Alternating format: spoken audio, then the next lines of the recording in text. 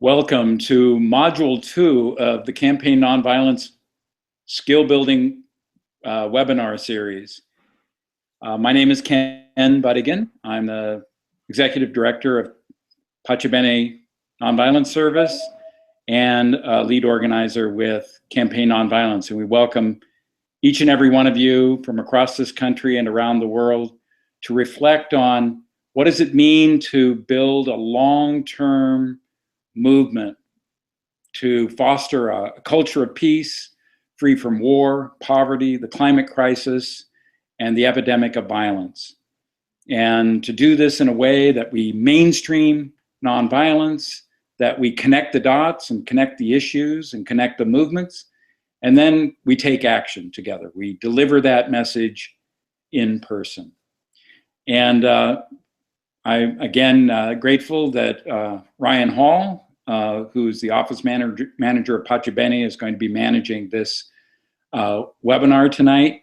And thanks, Ryan, for that. And if you'd advance the slide to our title slide there. So, and then go on to the next one, please. I used this quotation last week in our first module, but I'm profoundly struck by it, and I want to lead off our time tonight, again reflecting on these very prophetic words. This is from Reverend James Lawson, who is the great icon of nonviolence training in the civil rights movement 50 years ago, but has been working tirelessly ever since for a world where everyone matters. And Lawson has this great quotation: "I have no doubt that the United States in the 21st century will have nonviolent campaigns that will shatter all of our notions of nonviolence of the past." And what I read in Jim's statement here is this sense that we have the power to build on all of these amazing movements from the last half century, and to go grapple with and challenge these deeply ingrained, structural, monumental, titanic problems that humanity faces. And that we are going to not only build movements, we're going to do that in a way that reinvents and transforms and lays the groundwork for an amazing movement, not simply that uses nonviolence, but is actually of nonviolence, a movement for nonviolence. So Ryan, if you could advance that next slide. So last week in our first module, we looked again at the vision of Campaign Nonviolence and the process of connecting the dots and why that matters. Tonight, we're going to look at how does nonviolent social change happen? What does it take to create nonviolent social change?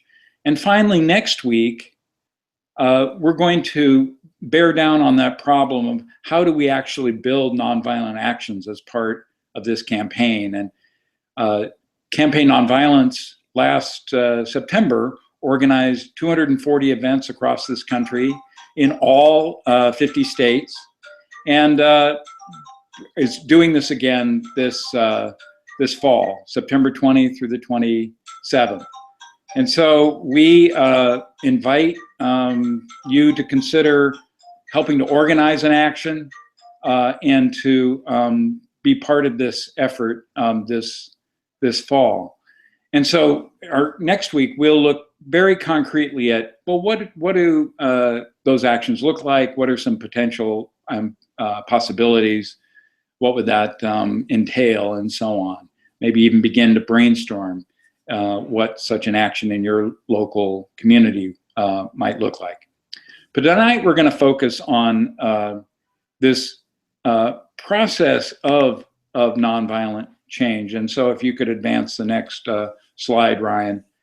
So the Module 2 objectives: to explore how nonviolent social change works and to explore some strategies for nonviolent social change. And so as part of that, we're going to talk a little bit about the challenges and opportunities of this webinar, a few lessons from Module 1. Then we're going to be looking at a model for how nonviolent social change happens. We're going to look at some concrete steps that Campaign Nonviolence is pursuing toward a world free from war, poverty, the climate crisis, and the epidemic of violence. We're going to then look at a strategy exercise that you could think about leading in your communities. And then if there are any questions at that time, toward the end of our time together, be happy to take those. And then we'll look at forward to next week. So Ryan, if we could advance the slides, please. So for those who are new to Campaign Nonviolence, this is an amazing, powerful, emergent, new movement that was launched, as I said, last September with actions in all 50 states across the United States. It's a long-term movement to build a culture of peace free from war, poverty, the climate crisis, and the epidemic of violence by mainstreaming nonviolence, by connecting the issues, and by taking action. We launched it last fall. There were 196 endorsing organizations, hundreds of organizers and promoters all across the United States and beyond. And we're following that up with a national conference, August 6th through 9th, the Campaign Nonviolence National Conference in Santa Fe, New Mexico. And then another week of nonviolent actions all across the country, September 20th through the 27th. So far, we have about 100 nonviolent actions being planned, and we're definitely expecting hundreds of those public witnesses to take place. Ryan, if you could advance the next slide. A little recap on last week. We talked about nonviolence, and we decided at Campaign Nonviolence to put the word nonviolence right in the heart of this organizing, to make it very clear that that set of visions and principles and methods were at the forefront of this activity, of this effort. We believe that nonviolence helps build the capacity of any effort in general, in our lives, in our communities, but also any effort working for justice, peace, sustainability, and any form of grappling with injustice and violence. And as we talked about last week, as you see here, nonviolence is a force for transformation, truth, justice, and the well-being of all that's neither violent nor passive. It's transforming power, it's cooperative power, it's love in action, and as Dr. King said, it's the love that does justice. If you could go to the next slide there, Ryan. So nonviolence is a stand for justice. It's a method for helping to create it. It pursues this goal not with passivity or retaliation, but with the third way of creative engagement and loving and determined resistance. And it has, as we talked about last week, it has two hands that are in creative tension: non-cooperation with injustice, and at the same time, steadfast regard for the opponent as a human being. Let's go to that next slide. Now, the methods of nonviolent change include exposing violence and injustice, demonstrating how violence and injustice violate deeply held values, withdrawing the pillars of support that create and maintain violence and injustice, breaking the cycles of retaliatory violence, and perhaps most importantly, unleashing people power by alerting, educating, winning, and mobilizing the populace to withdraw consent for practices, policies, and conditions of violence and injustice. But not just withdrawing consent, actually putting their weight behind nonviolent and just and peaceful alternatives. Let's go to that next slide. So I want to acquaint you tonight with a model that's been very helpful in my own organizing. When I started my involvement with peace and justice organizations and movements and campaigns many years ago, I didn't really have a good sense of how social change happens. I knew I wanted to see change, and I also knew that it meant more than just sitting in my living room and yelling at my television. It meant being with other people. It meant actively withdrawing consent, but it also meant delivering the message in person, using the most powerful language I have at my disposal for this conversation with others and with my society. And that's my vulnerable, creaky, vulnerable and resilient body. This is at the heart of nonviolence, is using our own unarmed bodies to engage our society. But I didn't really have a theory or a model. And there are a variety of models out there. The one that I'm sharing with you tonight has been extremely helpful for me. And it's called the Movement Action Plan. It was created by Bill Moyer, not Bill Moyers on television. Bill Moyer, who was a longtime activist, began his work in the 1950s on the question of nuclear weapons, and then eventually worked on a variety of movements and worked for a while with Dr. King in the housing campaign in Chicago, lots of other things. Unfortunately, Bill died about 10 years ago, and we miss him deeply. But before he died, mostly at the insistence of myself and other people, we clamored that he would write his ideas down. And he actually published a book called Doing Democracy. And it explains what he calls this movement action plan. I highly recommend, if this model has any merit for you, it's a short book called Doing Democracy. And I'm going to be lifting up the highlights of it tonight. But if you want to go into more detail, we're going to put some materials up on our website. We also have materials about this model on our Mainstreaming Nonviolence page on Campaign Nonviolence. Turning the Tide is a group that has taken some of the materials that you'll be seeing tonight and presented them in very accessible format. So we want to tip our hat to Turning the Tide. And actually, if you Google Turning the Tide, you'll see a lot of really great resources from that organization.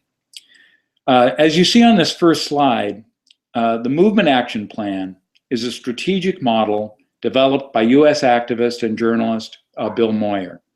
Moyer began developing the map in the late 1970s by studying cases of nonviolent social change. In MAP, he describes 8 stages of social change, which we'll get into in some detail tonight. So if we could go to the next slide there, Ryan.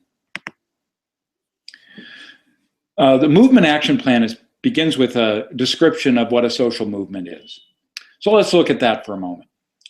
Social movements are collective actions in which the populace is alerted, educated, and mobilized over years and sometimes decades, or maybe even longer, to challenge the power holders and the whole society to redress social problems or grievances and to restore critical social values.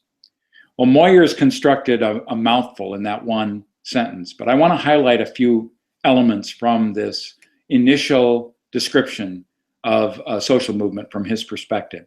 First of all, you'll notice it's not about convincing the power holder, the policymaker, directly. And sometimes our movements do this. We think if we can simply change the mind or the heart of a particular policymaker, President Obama or our mayor or the president of our university, that's the point of a movement. And of course, we want to see that kind of transformation, but typically that doesn't happen by focusing directly on her or him. Instead, It's about winning the population, winning the populace.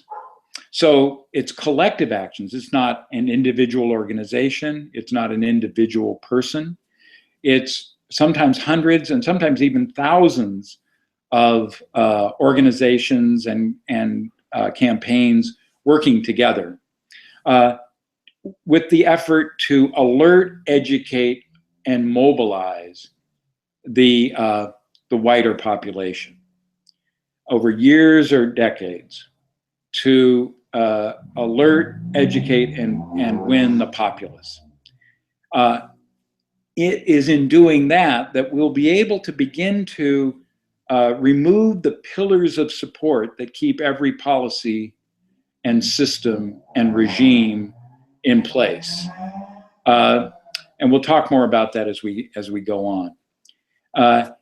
To redress social problems or grievances and to restore critical social values. So part of what a movement does is it identifies values that a society purports to live by, that gives lip service to. And in our case, democracy, fairness, freedom, justice, etc. Our society claims to be living according to these social values, when most of the time, and most of its history, it has violated those left and right. But we claim to live according to those values. And what a movement does is to say, well, actually, we're the ones upholding these values, and we call on our society to uphold them and make a contrast with the policies or conditions that are violating those values, that show we actually don't live with those values. We don't act those out. So this is a key part of what we do in social movements, is we identify those values that are being violated. We make the contrast with the values we say we live according to. All right, if we can go to the next slide there, Ryan. In this early description of a social movement, Moyer goes on to say, the power of movements is directly proportional to the forcefulness with which the grassroots exert their discontent and demand change. It's directly proportional to the forcefulness with which the grassroots exert their discontent and demand change. The central issue of social movements, therefore, is the struggle between the movement and the power holders to win the hearts, minds, and active support of the great majority of the populace, which ultimately holds the power to either preserve the status quo or to create change. Again, there's a lot here, but the central issue of a social movement is the struggle between the movement and the power holders. Who's going to win the sympathies, the public opinion, and the active support of the great majority of the populace, which ultimately holds power to either preserve the status quo or to create change. Last week, we looked at the work of Erica Chenoweth, who, if you've had a chance to go look at that TED Talk that she did that lays out her research, shows that nonviolent strategies have been twice as effective as violent ones in major social conflicts, in civil wars, and in bringing down dictators. And she found that by studying 323 cases from 1900 to 2006. She found with her research, her very careful quantitative research, that what was happening there is that even dictators ultimately depend on the pillars of support: the economy, the media, soldiers, the army, and the population. And the population can play a very key role in weakening those other pillars and ultimately removing those pillars and creating the conditions where that change is possible. Back in the 18th century, philosophers began to question an assumption that, for example, the king or the queen had power somehow emanating from them, that they embodied the power. But then they kept asking the question, well, where is that power located? Is it in their feet? Is it in their eyes? Is it in their neck? Is it in their heart? Where is that power coming from? And ultimately, they construed that, in fact, the people had been giving them this power over and over and over again. And the great work of Chenoweth shows that in extremely violent, authoritarian, even totalitarian regimes, when people withdraw that consent, often at taking risks and often transcending their fear, they can actually withdraw that consent, and those pillars can come down and that change can happen. So, for example, in the Philippines, in the 1980s, the dictator Ferdinand Marcos, who was absolutely supported by the United States, had military hardware from the US, and was totally backed by the United States, he used brutal tactics to keep his regime in place. Lots of death squads, lots of extrajudicial killings and disappearances. And it was thought really the only way this dictator could ever come down was through an armed struggle. And there was one going on in the country. In fact, I've heard this story that a Catholic priest there said, well, Jesus was nonviolent, but Jesus's nonviolent would not work against this terrible dictator, Ferdinand Marcos. It's going to take a civil war, and it's going to take 10 years, and it's going to take tens of thousands of lives. And we hate to say it, but that's probably what we're going to have to do. He was convinced that that's what would happen. We now know that there was massive nonviolence training that happened all across the country. In fact, the religious leader, Cardinal Sin, organized trainings. He brought the International Fellowship of Reconciliation to the Philippines. They led a training for key opinion makers in the Philippines. And at the end of that 3-day training, they said, we've got to get this out everywhere. And they organized scores of trainings all across the Philippines and trained thousands and thousands of people. So that when Marcos tried to steal an election in 1986, 2 million people came onto the streets of Manila, clambered up onto those tanks, knocked on the tops. People popped out and they gave them food and flowers, cigarettes, things to drink. And then they said, if you get the orders to shoot, this is who you're going to shoot. And in the end, many of those people refused those orders that came down. And within 4 days, with 2 million people in the streets, the military peeled away its support from the government, and within 4 days, Ferdinand Marcos was on a plane out of the country. It didn't take 10 years, it took 4 days. But of course, it took a lot of preparation for that. But this story is one of many stories now that we have of ordinary people withdrawing their consent, getting trained, and taking action for this. Basically, Moyer bases his model on a conception of power. And so if we could go to slide 14. So he contrasts what he calls the power elite model with the people power model. And so the power elite model holds that society is organized in the form of a hierarchical pyramid with powerful elites at the top and the relatively powerless mass populace at the bottom. In this model, power flows from top to bottom. Since people are powerless, social change can be achieved only by appealing to the elites at the top to change their policies through normal channels and institutions such as the electoral process, lobbying, Congress, and the use of the courts. If we go to the next slide.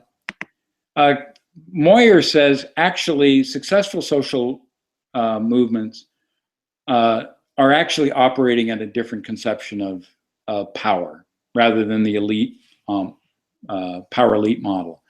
And this is the people power model. The people power model holds that power ultimately resides in the hands of the populace. Even in societies with strong power elites, the power holders' power is dependent on the cooperation, acquiescence, or support of the mass public. The movement's strategy is not only to use normal channels in an effort to persuade power holders to change their minds, but also to alert, educate, and mobilize a discontented, impassioned, and determined grassroots population. This population creates change by leading the leaders. So he often illuminates this by saying, if we have a triangle with the power holders at the top, we think, oh, that's the way society organizes itself. He actually inverts that and says we're at the top, and but the power holders use laws and customs and institutions to create the illusion that it does not have the power. And an interesting example of that is that during the Vietnam War, President Nixon, and before him Johnson, but especially Nixon, was constantly monitoring the anti-war movement. In fact, there's a really great book called The War Within by a political scientist, Tom Wells, who has documented that after about 1965, 1966, basically the movement itself is kind of driving the policy, in the sense that the power holders are reacting to everything that the movement does. We often think we don't have much power, but power holders are extremely concerned about the kind of efforts of dissent and organized resistance. They know that can lead to alerting, educating, winning, and mobilizing the populace and pulling down these pillars of support that are sometimes very tenuous. An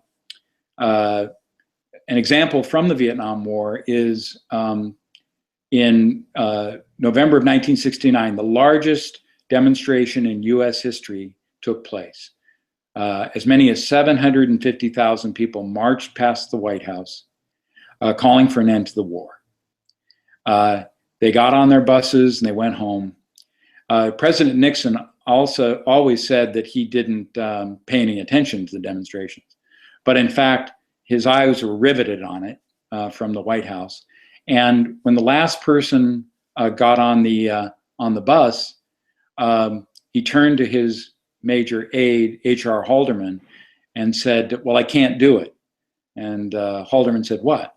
I can't drop nuclear weapons on North Vietnam.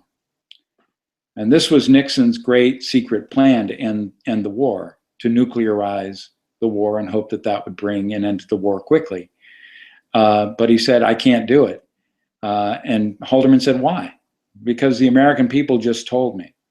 And Nixon, whatever else was with him, he was a great mathematician. He could do the math. He figured if 750,000 people got themselves to Washington, they represented maybe 10 or 100 or 1,000 other people back at home. And he said, I can't do it. And we know this story because Haldeman wrote about it 15 years later in his memoir. But most of those people who got back on those buses saw the war continue, thought, well, maybe this didn't make any difference, that nonviolence doesn't make any difference. But in fact, it probably changed the course of history. We might still be fighting the Vietnam War today if Russia or China had come in after such a provocative act. Who knows what would have happened, in addition to the enormous suffering that nuclearizing the war would do to the North Vietnamese and perhaps beyond.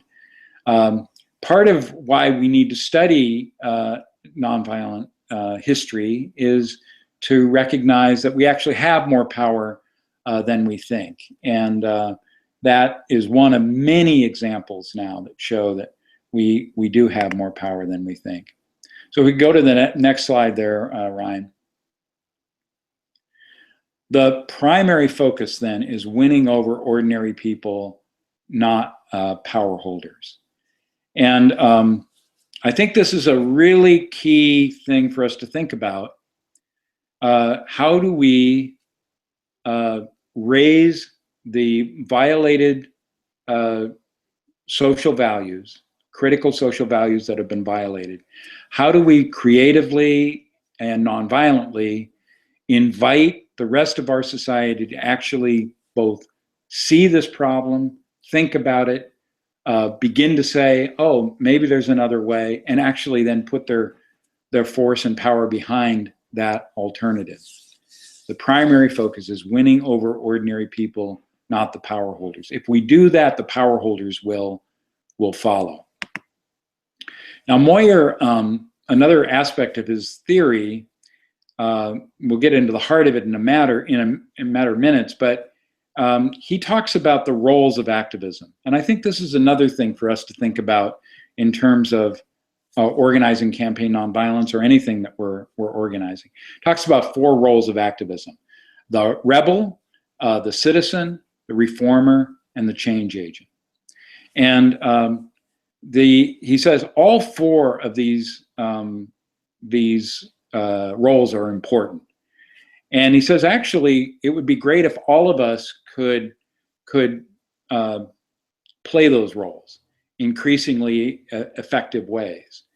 But the other nice part about this is we don't all have to be a rebel. We can be a reformer. We can be the person who sits down with the power holders and actually hammers out a win-win.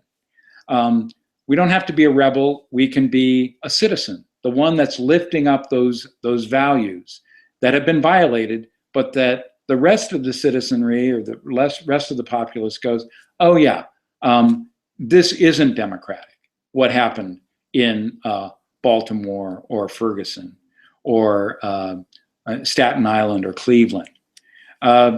So the citizen, we don't have to be a rebel, we can be a change agent. And the change agent is one that is helping to organize our society, but also keeping their eyes on the prize beyond the particular change we want to see. So the civil rights movement, there was focus on voting rights and on housing rights and transportation rights. But the change agent would say, in addition to those particular policy changes, we also want to keep an eye on the larger prize of a multiracial society, a society where everyone matters, a truly democratic society that any one of those changes won't necessarily create. And the change agent helps keep us focused there. Bill Moyer talks about each of these roles can be played effectively and ineffectively. And in terms of the rebel is a very, very important part of these movements.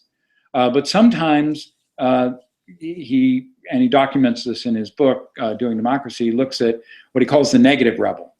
Because sometimes we think we're not being heard by the system. And so we have to escalate our resistance. And sometimes that leads into violence, emotional, verbal, physical, institutional, various forms of violence.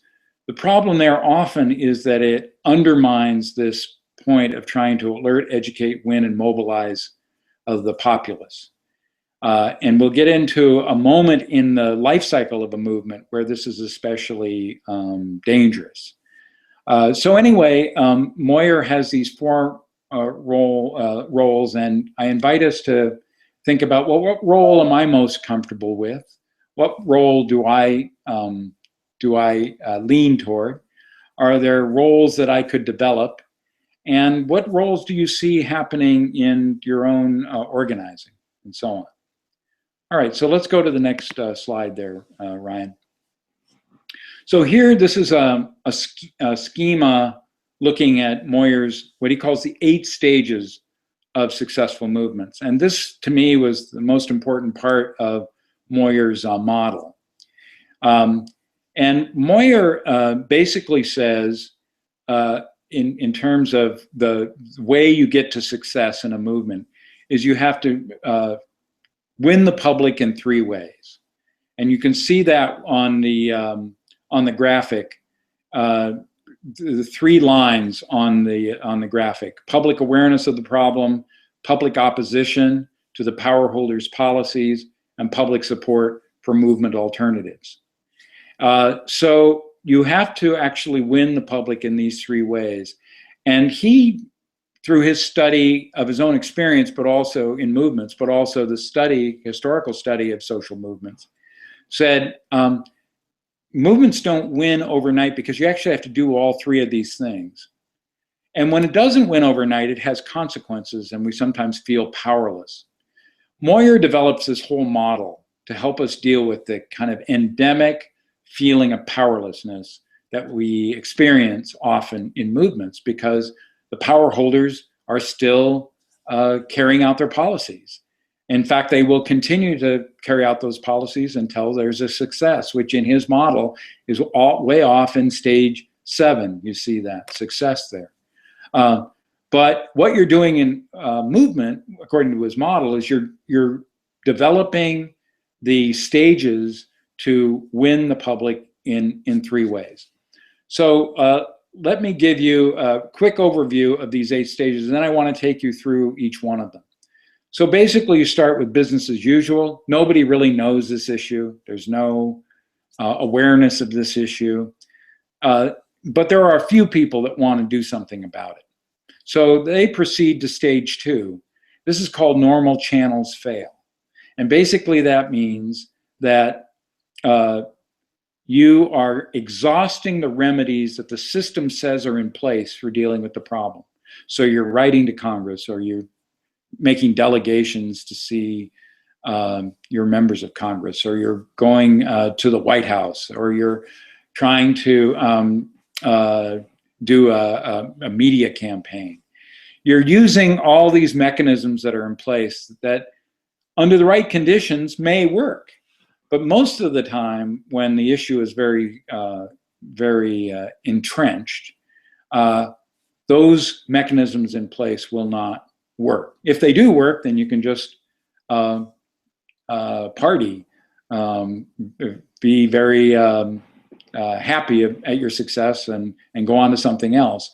But most of the time, they won't. And the 3rd stage is that conditions ripen. This is where people are starting to hear about this issue, especially if it's a progressive issue. The progressive community begins to put some attention and even some resources into it.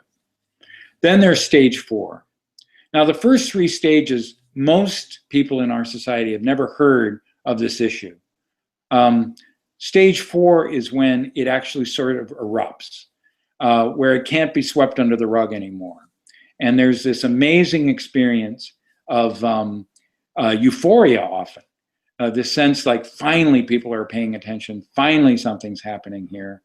And all these demonstrations happen, and people come out of their woodwork, and then when that does not create the success that you want, often that leads to stage 5. You'll see it there, activist failure. And this is because you have not alerted, educated, and won the public enough yet.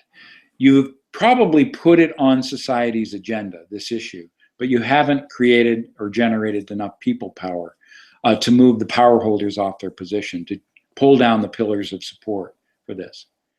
But interestingly, this is right next to stage 6, because in stage 5, it's the people who are left over, because a lot of people leave in stage 5. It feels like that didn't work. What difference does this make? But the people who are left, they begin organizing. And so in stage 6, what begins to happen is that there is now, you've begun to really not just alert the public, you've actually begun to foment public opposition. And often the impact that that has, as that becomes very visible, is that power holders who were all on the same page in stage 1 are now bickering among themselves. It could be kind of mainstream Republicans and Tea Party Republicans. It could be Republicans and Democrats. It could be the Green Party and Democrats. It could be people that more or less were simpatico back in stage one, have begun to fracture. And you're beginning to win the majority there. But you don't see success until, say, stage 7, when based on all of that, you've actually dramatically increased public support for the alternative. Because you can have an awareness of the problem, you can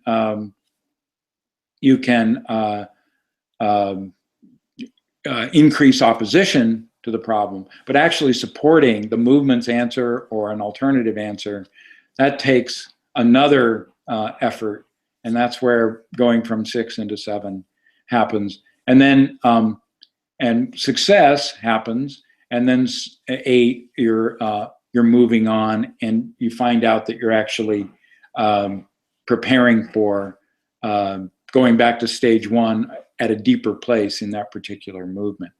So let's get into this a little more deeply. So stage 1, a problem exists, but it's not on everyone's agenda, and the public is unaware of it. By the way, we're going to post this PowerPoint and the one from last week on the Google Hangouts and on our website, so you'll be able to go into this in your own time there.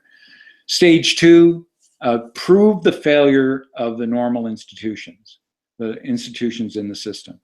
It's a new wave of grassroots opposition begins, which must prove that the official institutions and channels support the status quo and prevent change.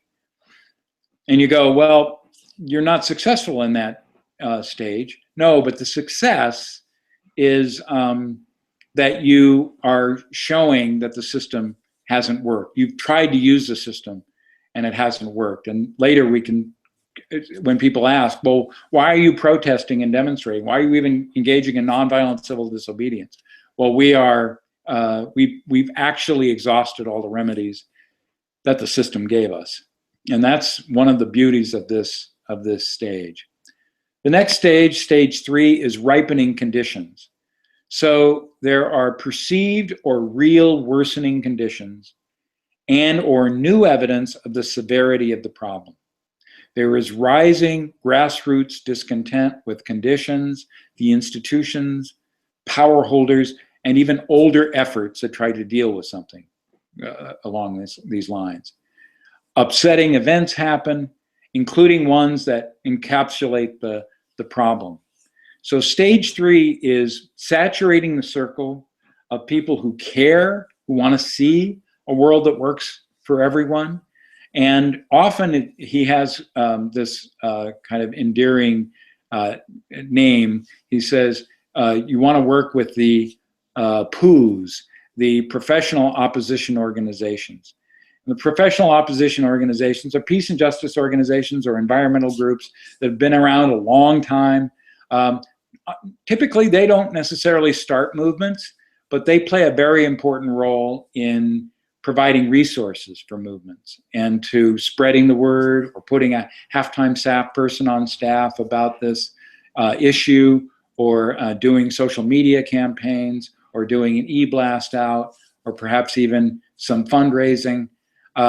This is a stage when this groundwork is really being laid. But nevertheless, for most of society, it doesn't really, this issue doesn't exist yet. That comes with stage 4, and that's called takeoff. He calls a trigger event, puts the spotlight on a problem that violates widely held values, sparking public attention and upset. It precipitates massive nonviolent actions and a new grassroots-based social movement. The issue is put on society's agenda of hotly contested issues in a crisis atmosphere. So, for example, with the killing of Michael Brown in Ferguson.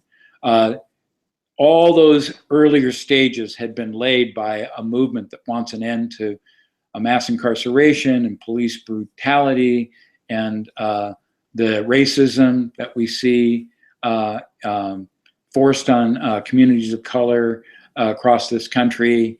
But it took a particular moment for that to crystallize that for that society, for our society, and that's that's a classic example of stage 4, and it helped generate massive action and helped articulate a problem.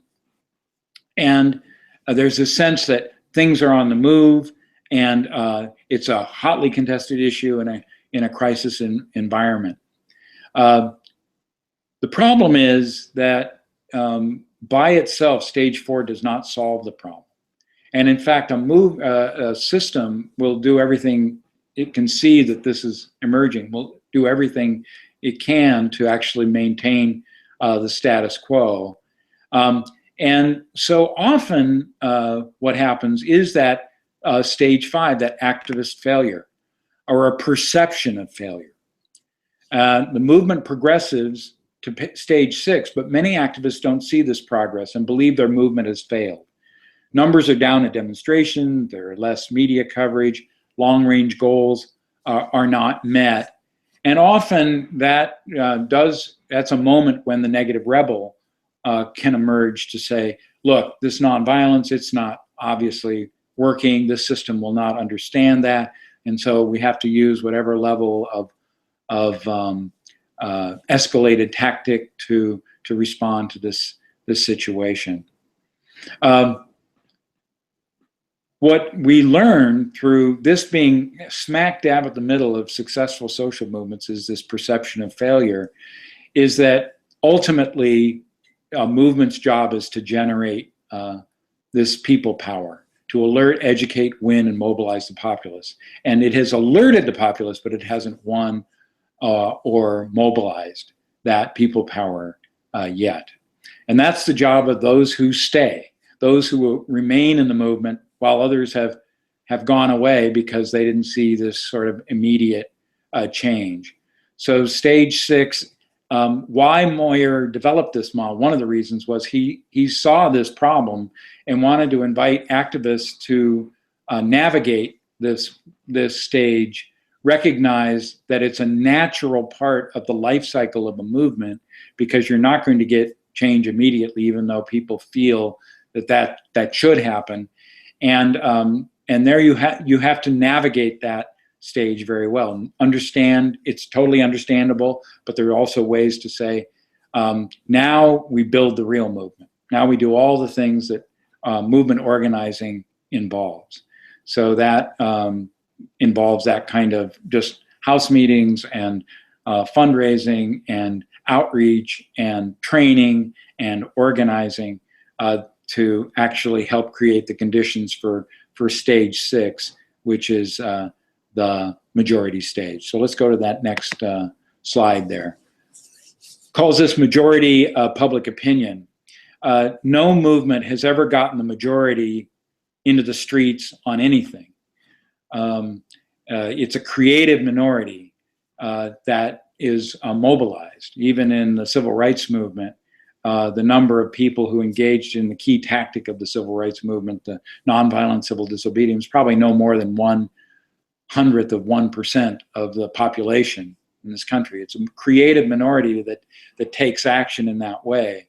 But what a movement is trying to do is not to see the majority in the streets or the majority in demonstrations, but the majority to begin to change their mind. And this is another reason why nonviolence is a very important part of this movement building, because what a movement does is it's engaging in a conversation with one society. It's using the most powerful language we have at our disposal, our own vulnerable bodies, to engage in a conversation with our society. And what you're longing to see is that that society begins to say, well, I don't necessarily agree with this movement, but I'm starting to really question the policymaker and this policy. And so you begin to see that shift. So for example, it's reported that during the Vietnam War, people went to bed one night and the country was for the war, and they woke up the next morning and the country was against it. And it really wasn't the case, but it felt like that kind of tipping point, that kind of shift happened. That the polling data indicates that there was this shift, which was the result of the movement having this process of alerting, educating, winning, and mobilizing the populace, mobilizing the mind of the populace, changing the mind of our society. That does not necessarily happen overnight, and that's another reason why movements take time to help create that possibility. What you see in stage 6 is there's an increasingly vocal strand of the society and of the majority that begins to think differently and actually calls for the power holders to move off their position. And as I said earlier, there's this fracturing that often happens. So stage 6 creates the conditions for stage 7, and if we could go to that, Ryan. Stage 7 is achieving alternatives or achieving success. And in Moyer's model, and if we look at the history of social movements, this is understandable. Success is a long-term process, not an event. The struggle shifts from opposing present policies to the choice of alternatives to adopt. There's a growing, massive public passion for change, and it is more costly for the power holders to continue the old policies than to adopt new ones. And there are more what he calls re-trigger events that are happening, either that show the injustice or that the movement has created to call on the nation to create the conditions for the power holder moving off her or his position. When we succeed, sometimes it doesn't look exactly like what we wanted back in stage 1. And part of what we do in movements is realize it's not about creating utopia. It's like moving 5 steps forward and maybe 2 steps back. So often we don't always get everything we want, but we still have to celebrate. Most of the movements I've been part of, we never celebrated because we didn't get everything we wanted. We need to celebrate all the successes, all the wins that happen. Secondly, we need to be willing to share the credit for these changes, even with the power holders who were totally against change back in stage 1. You will have now power holders coming forward and saying, this is my idea all along, and so on. And while it's galling sometimes, it's also important to be able to share that, because really in the end, it's become often with a lot of these successful movements, it's been a process of working with the power holders to actually make that change happen. And then finally, one has to defend the accomplishment. And that actually takes us to stage 8. So let's go to stage 8, Ryan. So what happens in the stage 8 is we have to make sure that there's not, that the success is not undermined, but also to continue to realize we actually have only solved one part of this problem. And now we have to solve the next part.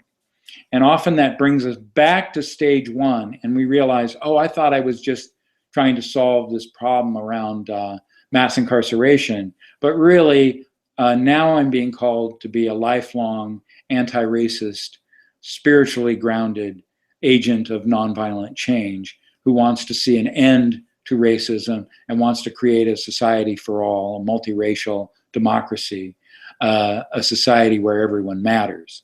Well, that means we have to go through those 8 stages again on the next facet of that, a long-term problem and process. And the civil rights movement, for example, was not one movement. It was many mini movements that went through all of these 8 stages and then went on to the next one around housing or voting rights or many other aspects of trying to chip away at white racism and Jim Crow segregation and white supremacy. That was a long-term, the movement itself was many movements.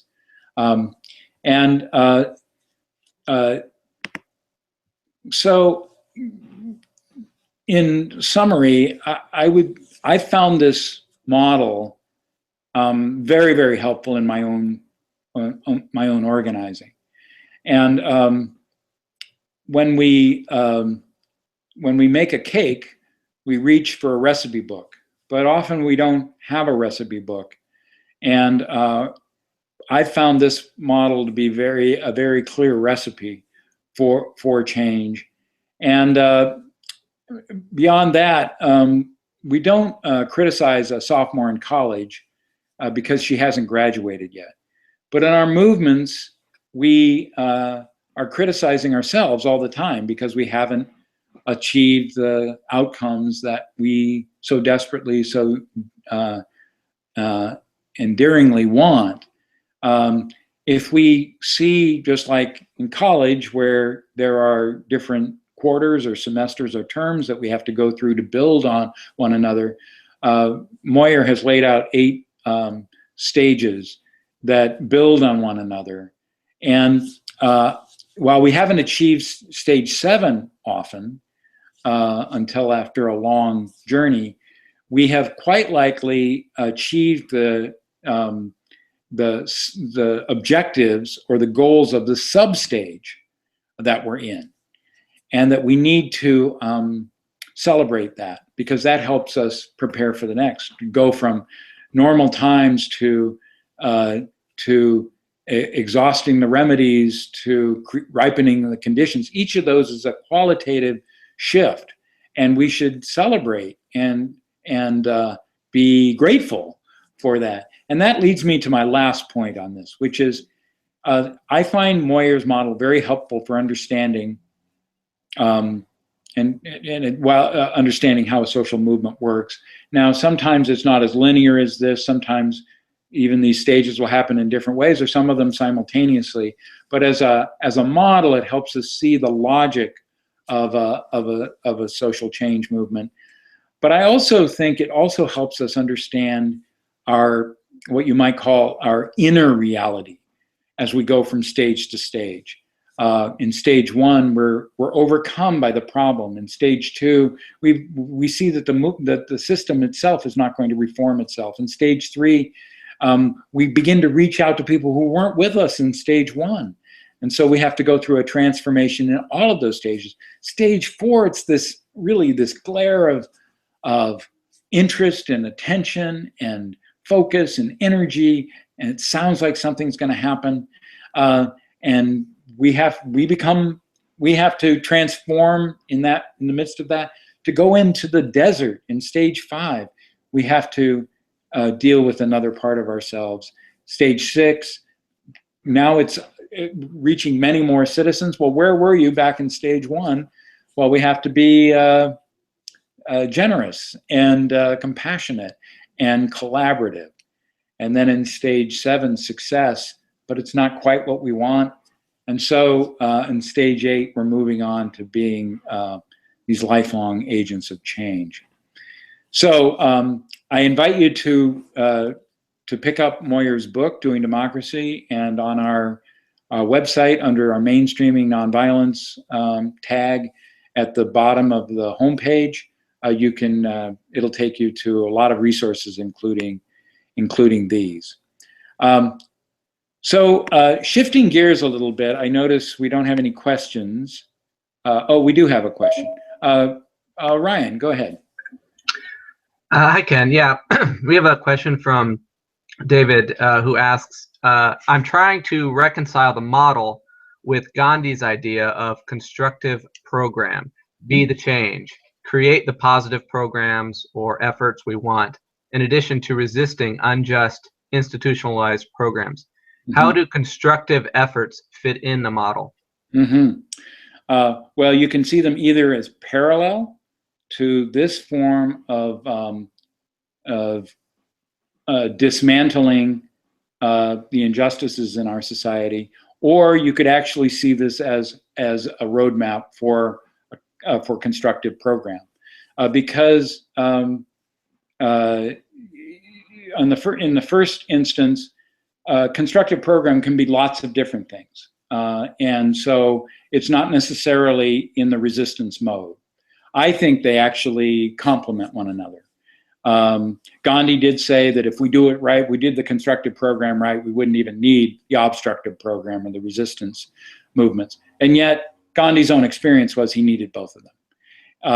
So you could see them parallel, and to say, when we are engaged in resistance, this is a model that helps us understand how you need to alert, educate, win, and mobilize the populace to withdraw their consent and support for injustice, and then to create the conditions for change. Parallel to that could be many constructive programs, like Gandhi had, as I believe, 17 major programs that had to do with social uplift and transformation of Indian society, and Swadeshi and liberation, and so on. Or you could see them, perhaps, you could see them as this model could help think about how you actually win support for a society that's addicted to violence and injustice, to create support for constructive programming may still be a process of alerting, educating, winning, and mobilizing the populace. For example, one of the things, and I'll be mentioning this in a moment, one of the things at Campaign Nonviolence we've talked about is it would be wonderful if we saw nonviolence and peace building and restorative justice taught K through 12 in every school in the United States. And that would be a very, very important part of a constructive program in our own society. I'm inspired by my home state of Washington State, where the legislature there passed a law that said environmental education would be taught in public schools K through 12, developmentally appropriate for each of those grades. What if we did that with nonviolence and peace building and restorative justice? Well, I would sense, my sense is you'd still need to go through a struggle, a Moyer type roadmap of these 8 stages of a social movement to achieve the conditions where in this country there would be support for building that. For example, the Department of Education mandates that every public school that receives any kind of federal funding would include that. That could be one way that that gets achieved. Well, that would probably require a huge nonviolent struggle or a process like the one that's outlined here from Moyer. Thank you, Ken. That's all we've got. Okay, great. Thanks for that question, David. So in terms of the next phase, I want to just highlight that if you take Moyer's model, you take everything we've said about nonviolence so far, Campaign Nonviolence is this audacious thought that we, at this point, are called, really by history, to nourish a culture of peace, free from war, poverty, the climate crisis, epidemic of violence, but also, as we've said, mainstreaming nonviolence. And this gets really into, as well, this constructive program that David raised. And so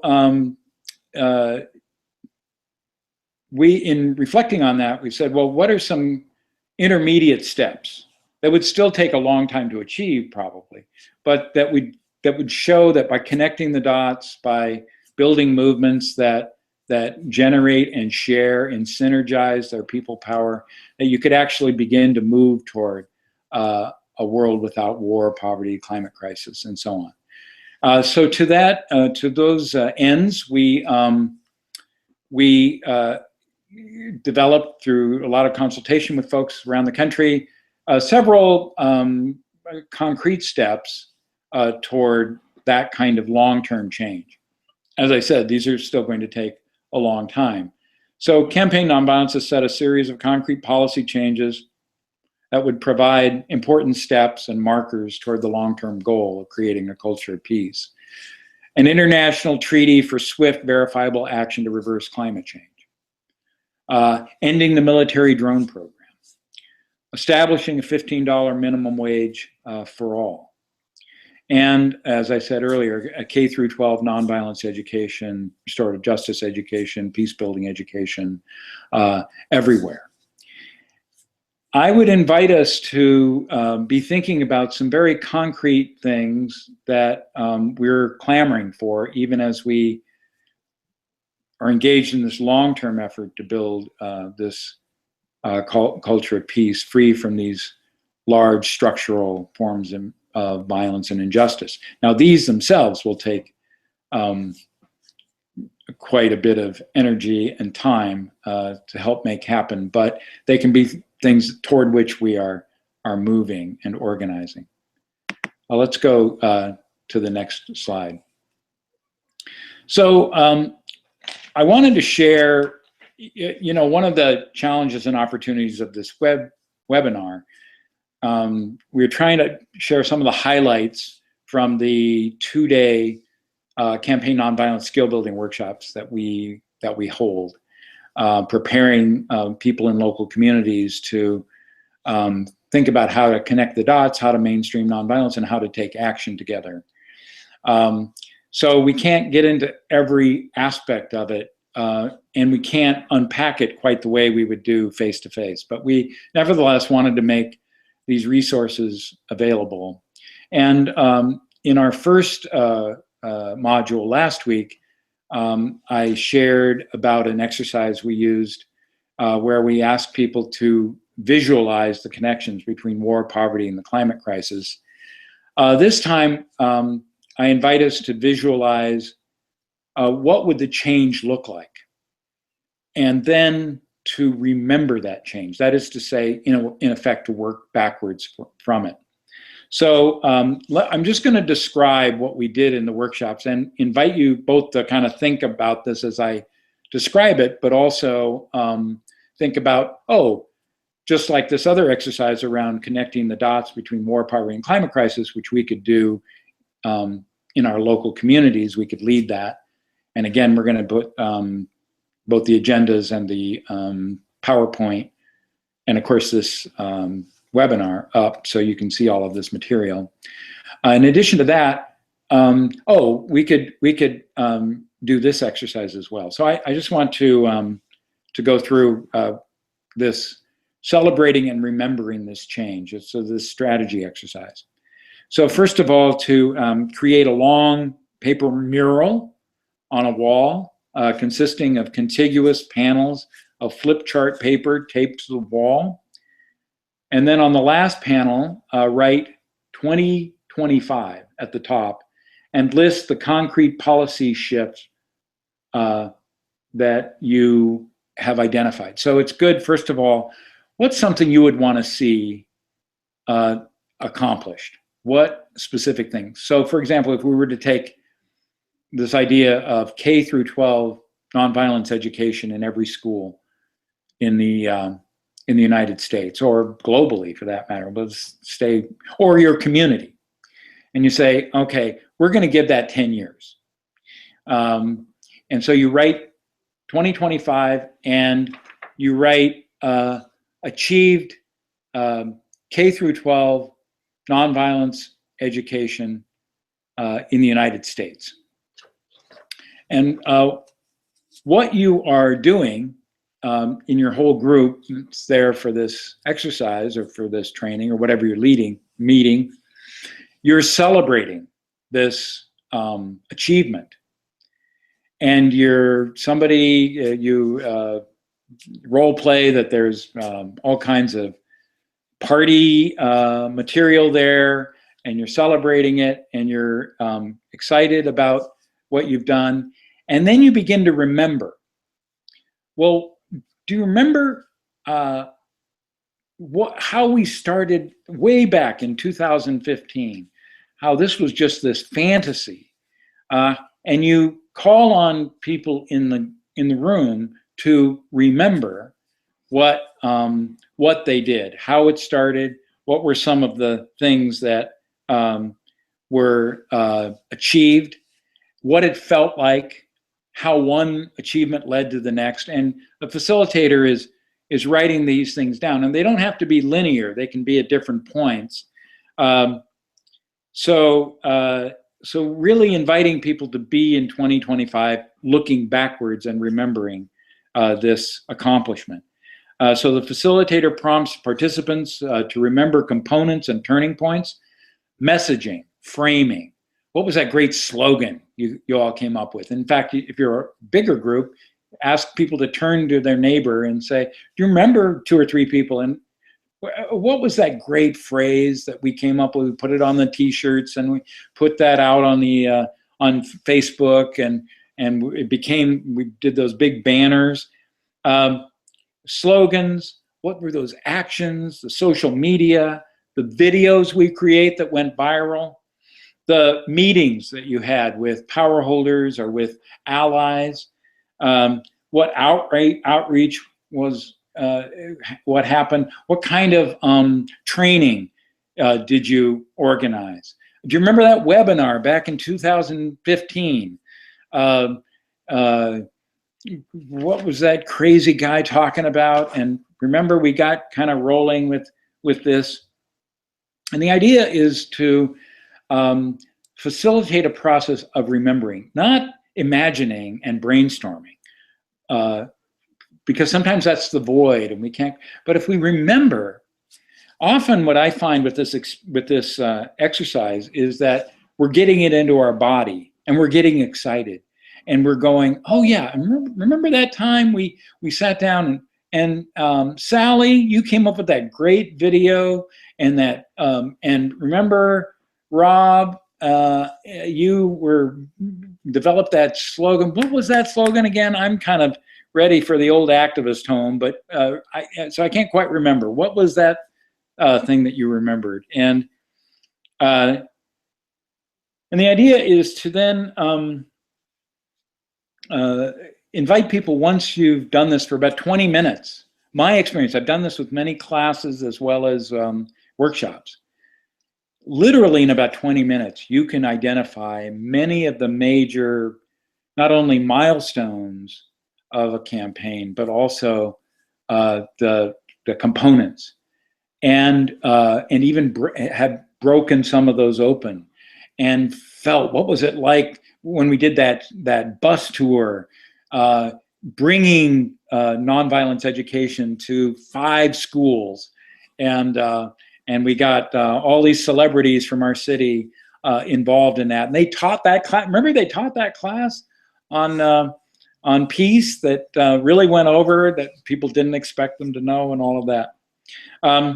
So then to debrief that. And often with debriefing, what we try to do at Pace Bene in our trainings is to, what are the, and I think we got this from Training for Change, George Lakey and company, what are the feelings or noticings?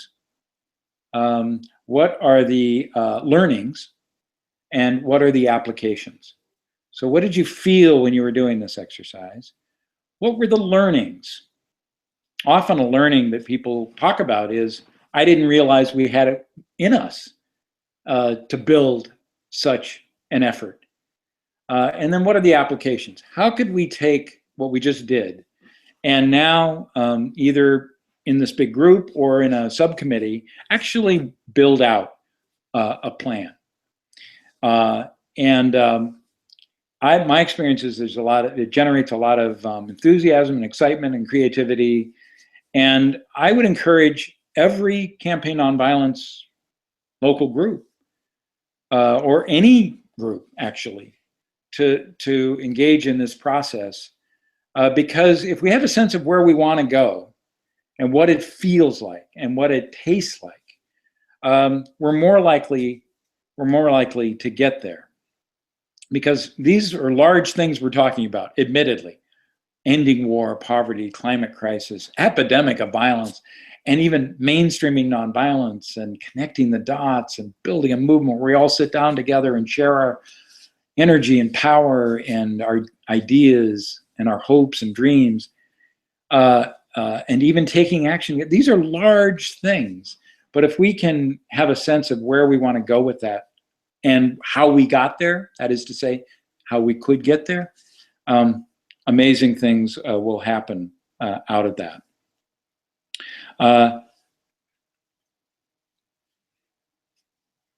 So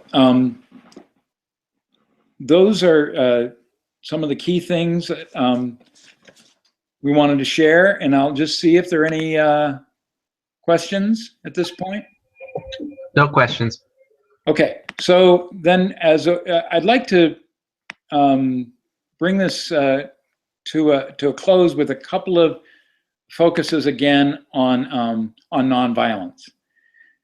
Moyer believed that his model needed a nonviolent approach to alert, educate, win, and mobilize the populace.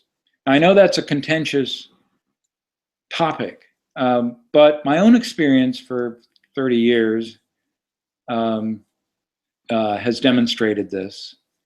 But also, we are seeing more and more evidence of that. And a lot of what I've done in my own organizing in many different movements is to both listen to the concern that nonviolence doesn't seem to be strong enough to respond to injustice and violence, but also then it's on our movement to show it is actually powerful and effective. And again, a couple of resources for that. I do highly encourage us to look at the Global Nonviolent Action Database, which has 1,000 cases of people using nonviolent action around the world, many of them very successfully. And then secondly, the Waging Nonviolence, that every day serves up new stories of active, creative stands for justice using active and creative nonviolence. But here on slide 29, I'm just listing some of Gandhi's principles. Mentioned Dr. King's principles last week. But here are key elements of Gandhi's principles, both for obstructive and constructive program. To seek the truth, to love the enemy, no cooperation with humiliation and injustice. So those two hands of nonviolence. I will not cooperate with this injustice, but I'm open to you as a human being. Work for the well-being of all. Be fearless. All life is one. Difference without division. Very, very important element of Gandhi's program. Difference is important and beautiful and powerful and necessary and key. Without division. We are all one body. We are all connected. We are all wounded. We are all sacred. We all can love and be loved. Difference without division. If we can go to the next slide there, Ryan. Again, more of Gandhi's principles. Each of us has a piece of the truth and a piece of the untruth. And a nonviolent campaign recognizes that and says, we have this piece of the truth. And part of our job is to purify that, to see what is our piece of the truth. What's our piece of the truth and what's our untruth? What is the shared critical value, but then what is our own anger or justification or powerlessness or fear or greed? Each of us has a piece of the truth and the untruth, and that includes the opponent. That includes those people we don't like very much, those people we were in struggle with. To resist us versus them, thought and behavior, The means must be consistent with the ends, and human beings are more than the violence they commit. Now, there's more to Gandhi than this, and Gandhi was not systematic, but you can see these strands in what he was trying to achieve. And then again, Dr. King's principles of nonviolence. Nonviolence is a way of life for courageous people. Nonviolence seeks to win friendship and understanding. Nonviolence seeks to defeat injustice, not people. Nonviolence holds that voluntary suffering can educate and transform. Nonviolence chooses love instead of hate. And nonviolence believes that the universe is on the side of justice. And I would encourage, as we've done many times at Pachabene, to study these principles, the Gandhian principles and the Kingian principles, and invite people maybe in one meeting to take one of these strands of the diamond, the facet of the diamond of nonviolence. Nonviolence seeks to defeat injustice, not people. That's huge. To really engage with that from your own experience and from the experience of trying to build a movement, etc.